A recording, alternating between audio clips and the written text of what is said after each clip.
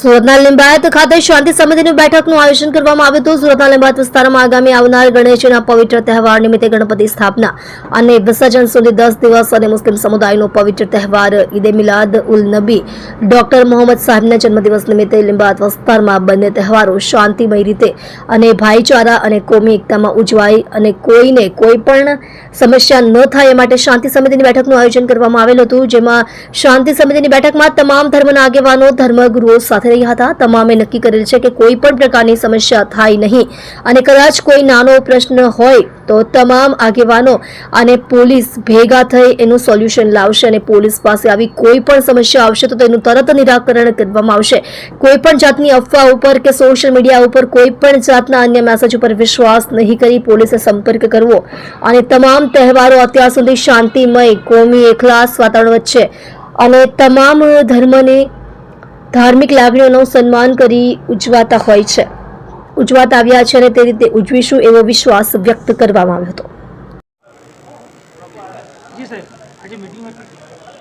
સુરત શહેરના Limbayat police station વિસ્તારમાં આગામી બંને પવિત્ર તહેવારો શ્રી ગણેશજીની સ્થાપનાથી લઈ અને એમનું વિસર્જનના જે તમામ 10 દિવસ હોય છે એ અને ઈદે મિલાદ ઉન નબી પ્રોફેટ મોહમ્મદ સાહેબના જન્મદિવસનો તહેવાર, બંને તહેવારો આ વિસ્તારમાં શાંતિમય રીતના કોમી એકલાસ વચ્ચે ઉજવાય અને કોઈને પણ કોઈ સમસ્યા ન થાય એ માટે શાંતિ સમિતિની બેઠકનું આયોજન કરવામાં આવ્યું। એમાં તમામ ધર્મના સામાજિક આગેવાનો ધાર્મિક આગેવાનો સાથે રહ્યા હતા। તમામે નક્કી કરેલ છે કે કોઈ પણ જાતની સમસ્યા થાય નહીં અને કદાચ કોઈ નાનો મોટો કોઈને કોઈ પ્રશ્ન હોય તો ચોક્કસથી બધા આગેવાનો અને પોલીસ ભેગા થઈ અને એને સોલ્વ કરશે અને પોલીસ પાસે કોઈ પણ સમસ્યા હોય તો આવી જાઓ, અમે તરત એનો નિકાલ લાવવાનો પ્રયાસ કરીશું। કોઈ પણ જાતની અફવા ઉપર કે કોઈ સોશિયલ મીડિયાના કે અન્ય કોઈ મેસેજ ઉપર કોઈ પણ માધ્યમ ઉપરના મેસેજ ઉપર